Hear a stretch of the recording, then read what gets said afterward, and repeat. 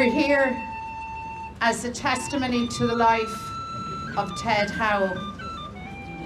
We're here to grieve, but to celebrate also a life so well lived. We're here to celebrate and to stand in solidarity with the family that Ted and his beloved Eileen built. With Eamon agus Proncius, Nora agus Karen, with Micheál, with Caoimhe, with Amelia, with Anne and Margaret, his beloved sisters, to remember also Jim and Kathleen who have gone before him. Yesterday, Desi Mackin, a man known for saying many accurate and other things, said something significant and maybe the thing that cuts to the chase. He said that Ted was just so easy to love. And I think all of us who gather here, however we knew him and for however long you knew him, knew that in him you had a quality person, a friend, a comrade, a person than Céad Scoth, and a person whose singular attribute for me has always been his ability to cut to the essence of a thing, to get by hype and hyperbole, hysteria and verbiage, and get to the thing itself, the heart of the thing. Ted Howell was a patriot. He was a fellow full of teargraw, a family man, a proud Belfast man, a United Irelander, an internationalist. And it is no surprise to any of us that we have travelled from the four corners of Ireland, but also from Canada, from the United States of America, from Britain, from the Basque Country, and that messages have poured in to Ted's family and friends from all four corners of the globe to recognise this extraordinary man. So to begin our remembrance today, we will call on Gráinne Holland to sing The Foggy Dew.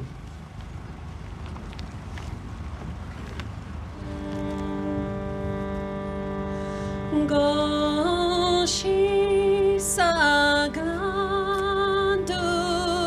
mask na gran ke jian haririn work vinas la chachana waluna hachata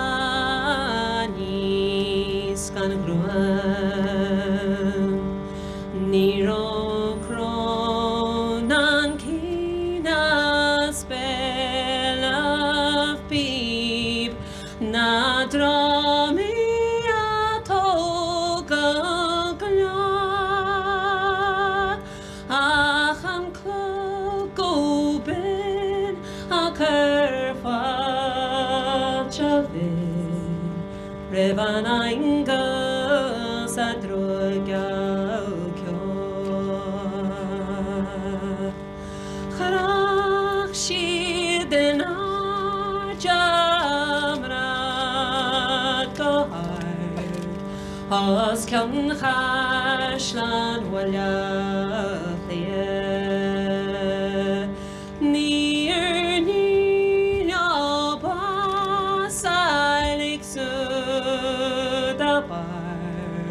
Hagesera nanye bien Esolar nami shaglo shanski Deli krani fabia Hagesala chagala Hagachkoni sadroga kyo Marchain Mochrach is smolne Anakiata karokre Takra washin shaik subnachin No fahosta namarawe Tawi hushit pasawan your life Leshan fear satanu sahar Vewanui fuin chliu hemask navin Maradetchen antrokalkyo She had parnaliacha hechvalir Emre shukrinakas Hagistak shichin kokrachichin Hege agin fanawas Espison antilabra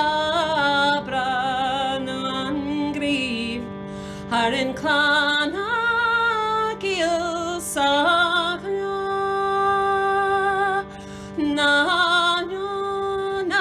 jegle soles glega Nasir satrokyo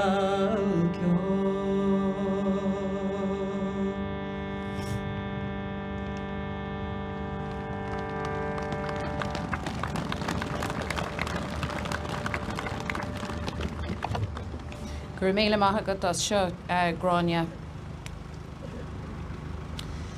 Ted Howell was a significant figure in the Irish struggle for freedom from his earliest days. And he remained a true and faithful servant of our struggle until his very, very last. And many of you gathered here spent a life in struggle with Ted, and you'll have your own remembrances, you'll have your own memories, your own achievements, where you scaled the heights and sometimes hit the very depths of lows in that life of struggle. Today, Gerry Adams, Iruchtron Hin Féin, a lifelong friend of Ted Howell, will pay on his behalf and on all our behalfs the final tribute and oration for the Féin hero.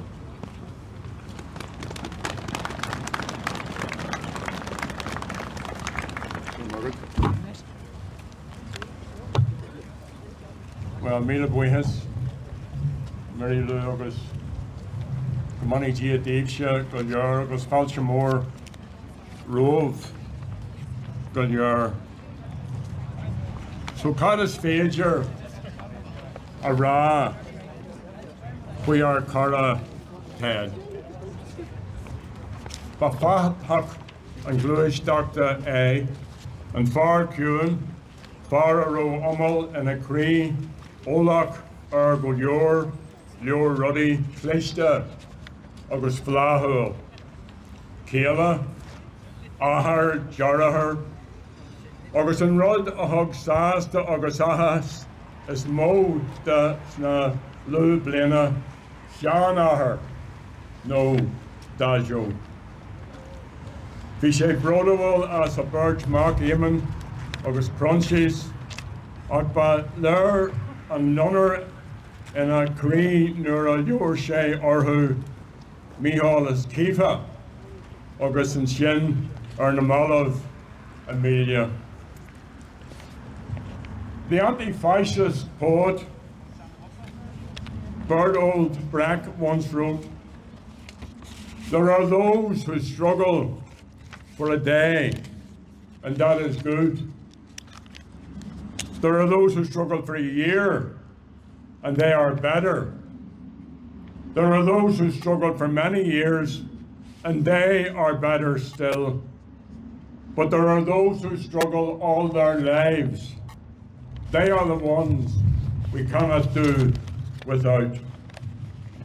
So Díobh a Carja, agus Goharaha, Óglach Ted, agus Fáilte Mór Rómh Óglach. I want to welcome you all and to applaud the words of Mary Lou as we bury our good friend and comrade Ted with the love of his life, Aileen Duffy. The two of them were devoted to each other. They were married on October the 9th, 1972, and Aileen was a formidable Republican also, a champion of the people of West Belfast. And Ted and Aileen had two fine sons, Eamon and Prunches. Now, life can be difficult for the children of political activists because of the stresses and strains that a parent's activism can bring into family life. But Eamon and Prunches are a credit to their parents, the same as their children are a credit to them and their mothers. Sadly, Aileen died in June 2004.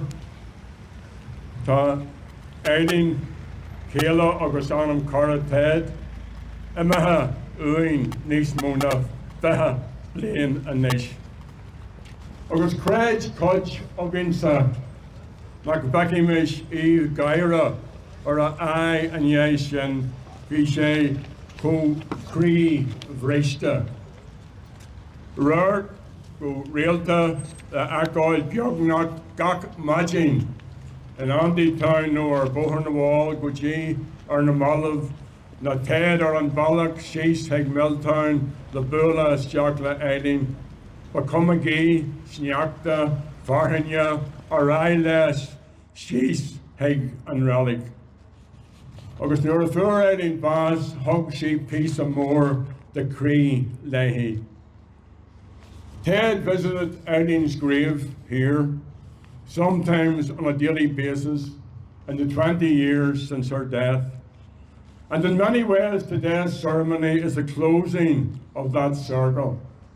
They are together, Oration. So I want to extend our condolences and our solidarity on behalf of Republicans everywhere to Ted's sons, to Eamon, his wife Nora, to Prunches, and his wife Corinne, to Ted's grandchildren Micheál, Kifa, Amelia, and to their wider family and friends, including his sisters Anne and Margaret, and the late Jim and Kathleen, and all Ted's nieces and nephews and brothers-in-law. I also want to thank you all for coming here today to share this sad occasion with us. And a special thanks to Father Gerry, who buried his mother yesterday. Tamid exmuintuh Latsa Ahara agus the Chaila agus goimwich we has lat. Agus has ogamsa go well Cree Carja Ted agus the Chaila go well our Griha Reista. Agus Kahimera go well go your Dini Bronach and you Kainmage Cara. Now all of us will have stories of Ted, his family members, his lifelong friends, his neighbours, his comrades, his local butcher, his drinking companions, former prisoners, people from the Felons Club or the Horseshoe Bar, or Gaza, or the Basque Country, Long Cash, or London, or the USA, or Canada, or South Africa, or the PD, or Downing Street. Companions from Fla's of decades ago, from Dublin in the rare old times, as well as his grandchildren and the rest of us. Stories about his humour, his generosity, his loyalty, his lifelong commitment to republicanism. And those of us who worked with him for decades value his friendship and his mischief making and his crack and his insights into the human condition. Ted's life was full and he loved life, and no oration can do justice to him. He grew up in Avey Parade off the Falls Road. He was a good son to his mother and father and a good brother to his siblings. His mother, Maggie McFadden, blamed Mickey Walsh for leading him astray and for his fondness of the odd wee drink. He met Aileen in 1965. He was 18, she was 16. And like all teenagers, they attended local dances. They saw Van Morrison's Them and Rory Gallagher's Taste, as well as some of the show bands of that era. And they were regular attenders at traditional music sessions here and across Ireland. Ted loved music. It was an enduring passion which stayed with him until his death. And in recent years, a gang of us attended Christie gigs and Leonard Cohen and Bruce Springsteen and Dylan and Willie Nelson and many, many more. Ted was also a Gaelgoer, then Scot. But in 1966 in this city, it was hard to get a decent job, so Ted went off to Canada. And during that time, he and Aileen wrote to each other a couple of times every week. And after 3 months, he came home and to a Belfast which was just experiencing the first sectarian killings of that time. In early 1966, Catholic schools, homes, businesses were attacked across the city. A number of people were killed by the UVF, aided and abetted by the RUC and B Specials, and some unionist leaders. The scale of discrimination against Northern nationalists meant it was almost, as I've said, impossible to get a decent job. And tens of thousands of people were denied the right to vote in local elections. Constituency boundaries were gerrymandered to ensure unionist domination, and the provision of housing was based on sectarian criteria. Those years were to shape Ted's politics and those of thousands of young people. In early 1967, the Northern Ireland Civil Rights Association was founded. It published its modest demands, and these were very simple reforms, but they were deeply resented and resisted by the unionist political establishment and ignored by the London government. In August 1969, on the 12th of August, the RUC and the B Specials were deployed in Derry, and the Battle of the Bogside began. On August the 14th, a loyalist mob, including B Specials and the RUC, attacked the Falls community. And they turned this counter into a war zone. In Derry, British soldiers were employed for the first time. Over the 2 days of the 14th and 15th of August, 8 civilians were killed. Between August and September, 3,500 families fled from their homes here in Belfast. And nationalist opposition to the unionist state was reinforced the following year with an attack on the Short Strand, the Falls curfew, and the following year with the introduction of internment. Ted took part in protest marches. Then he joined the Irish Republican Army. In March 1972, he was arrested. He was interned, first on the prison ship Maidstone and then in Long Cache camp. And while he was in there, Eddie began to write and to send him books. In March, the British government abolished Stormont and Ted was released in mid-June. He and Aileen met up again and resumed their relationship. However, Ted and Aileen's joy at his release was short-lived when in the following month, Ted's older brother Jim was randomly kidnapped along with his business partner Gerard McRae and murdered by a lawless death squad. This was a huge blow to the family, and it confirmed for Ted the awfulness of sectarianism, which he consistently opposed throughout his years of activism. On October the 9th, 1972, Ted and Aileen were married. In 73, in May, he was interned again, and he spent the next 4.5 years in Long Cache. He did his time well. He and I shared a bunk bed for some of that time. they were separate beds. We were interred with some great characters. They made doing time an adventure. Ted loved books. He read everything political that he could get his hands on. His nickname at that time was Ted the Red. He had a huge poster of Karl Marx above our bunk. And as well as books on Ireland, he was widely read on international struggles, especially those involving the British colonial experience, the war for independence in Algeria, the Cuban Revolution, the struggle of the Vietnamese people against France and then the USA, the liberation struggle in South Africa, and the efforts of the Palestinian people to secure freedom from Israel. After his release in November 1975, Ted was back in the struggle. The big focus then was on building opposition to London and Dublin's criminalisation policy and the Catholic hierarchy support for this. And he and I came to work very closely together.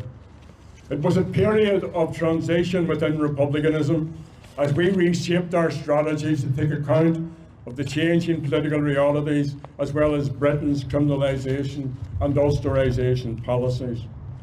Like all of us, Ted was deeply politically and emotionally committed to the campaign for political status and to the ending of the plight of the men on the blanket and the women on protest in Armagh.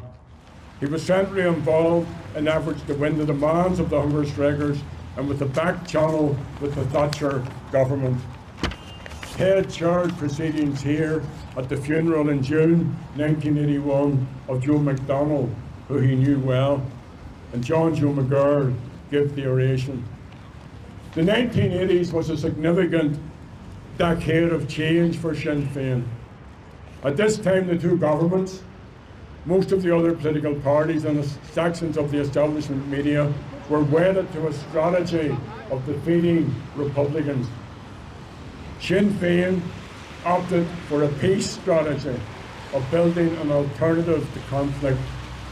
And this required a deep process of inclusive strategizing among activists.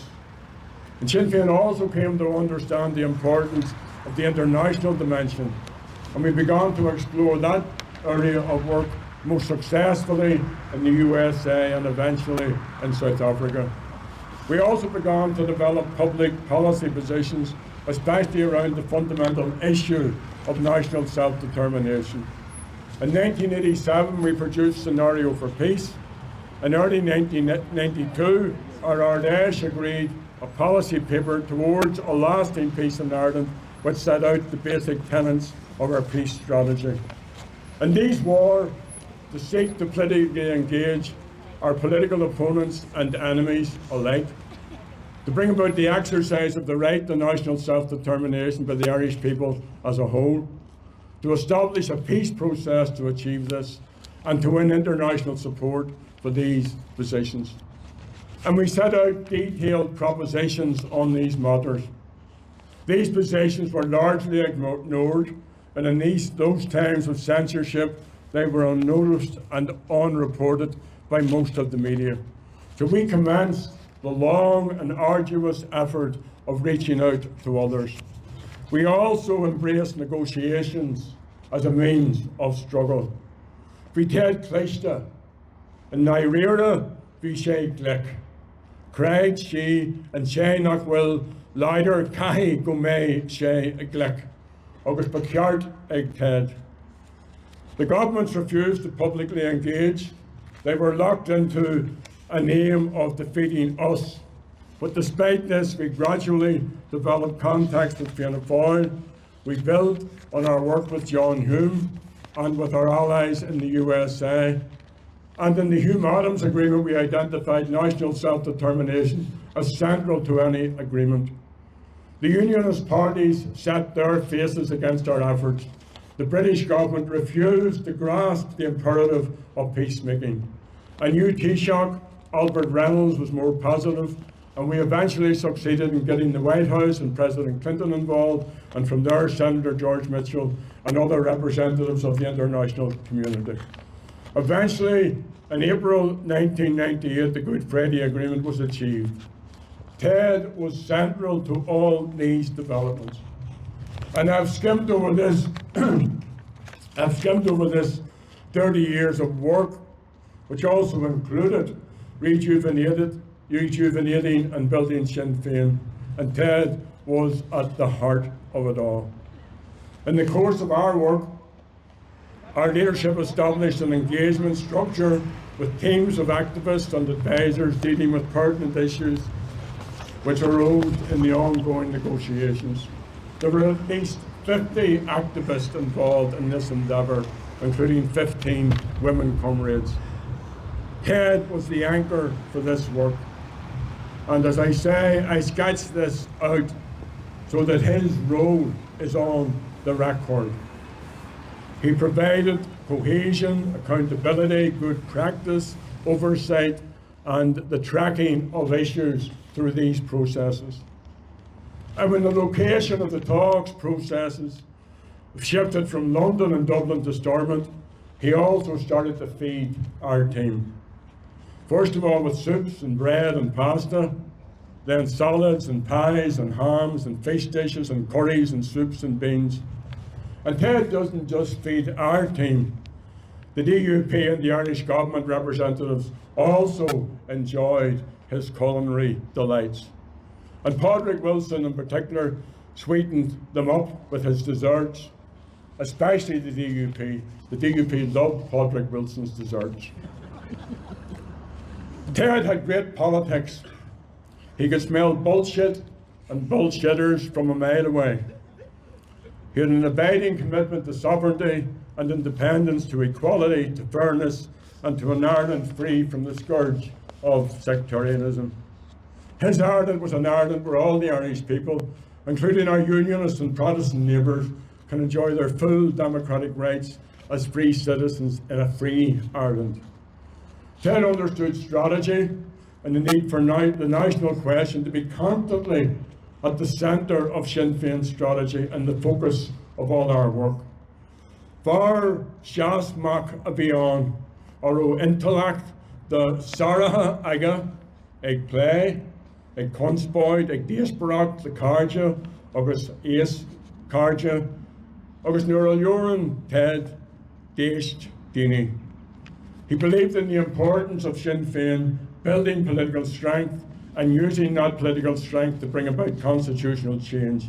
He believed in creating alliances with others as part of the process of change leading to Irish unity. Ted was a unifier. He believed in campaigning and street activism. He was also deeply involved in Sinn Féin's international outreach. He sought help for the Irish cause, but he also provided help to other liberation struggles.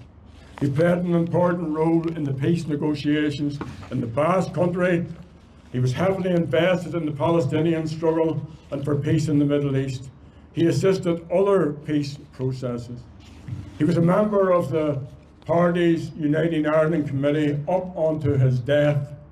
And just before Christmas, he joined us all in a meeting to discuss how we can engage more positively with those from the Unionist and Protestant section of our people.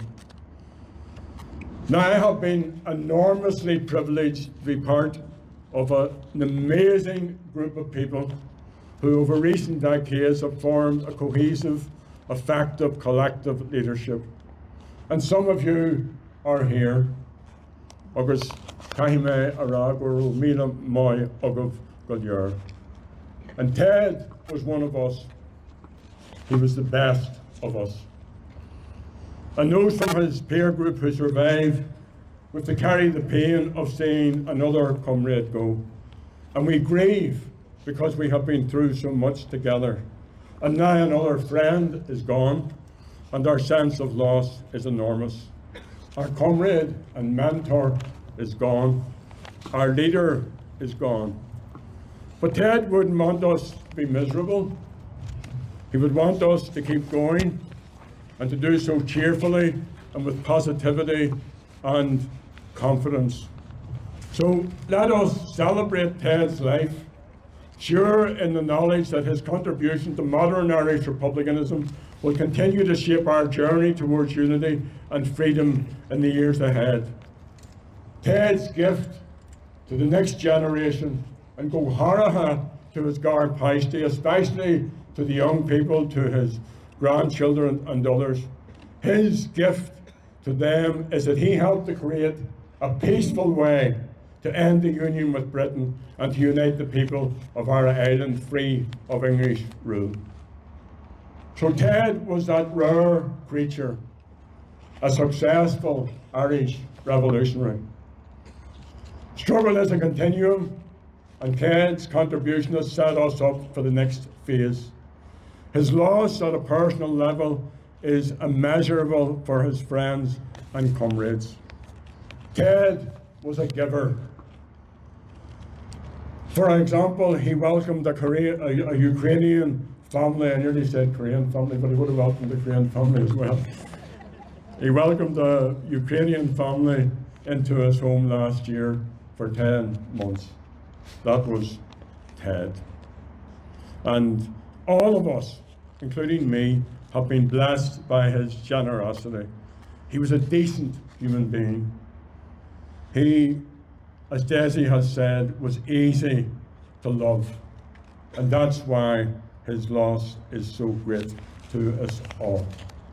But it's even greater for his sons Eamon and for Nora, for Crunchies and Karen, for Ted's grandchildren Micheál, Kifa, and Amelia, and his wider family and friends, including Anne and Margaret and his nieces and nephews. So, on behalf of Republicans everywhere, you have our continuing support in the time ahead and our solidarity. It's time to say Slán to Ted. It's time to raise a parting glass, and one of Ted's last orders to me was not to sing this at his funeral. Of all the comrades that I had, they're sorry for my going away. And all the sweethearts that I had, they would wish me one more day to stay. But since it fell into my lot that I should rise and you should not, I gently rise and softly call, good day and joy be with you all. So fill to me the parting glass and drink a health whate'er befalls, then gently rise and softly call, good day and joy be with you all. Slán Ted, Sláinte. Dúir míle mágah.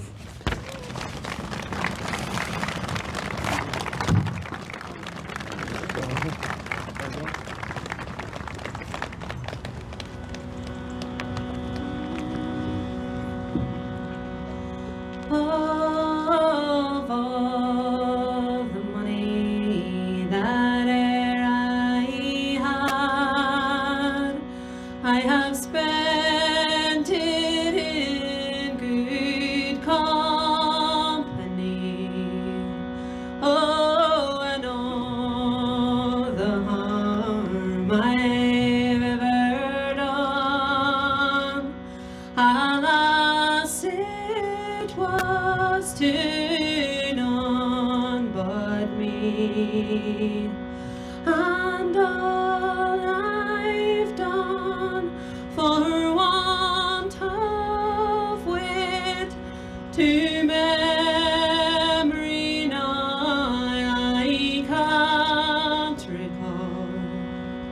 So fill to me the parting glass. Good night and joy be to you all.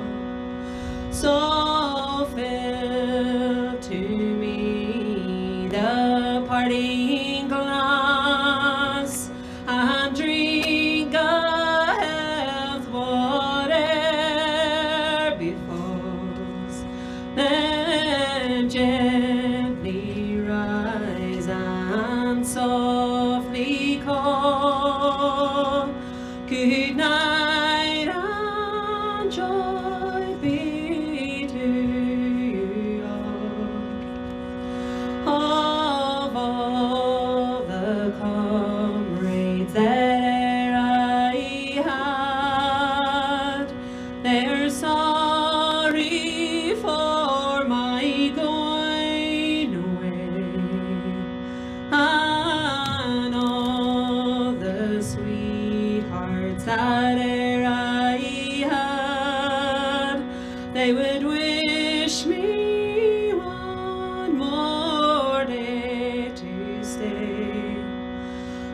but since it fell into my lot that I should rise and you should not, I gently rise and I'll softly call, good night and joy be to you all. So fill to me the parting glass and drink a health whate'er befalls, then gently rise and softly call, good night and joy be to you all.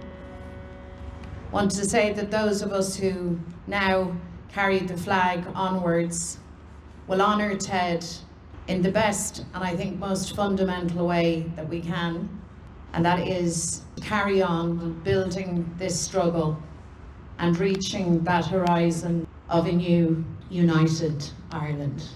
Ted would expect nothing less of us, and we will not let him down.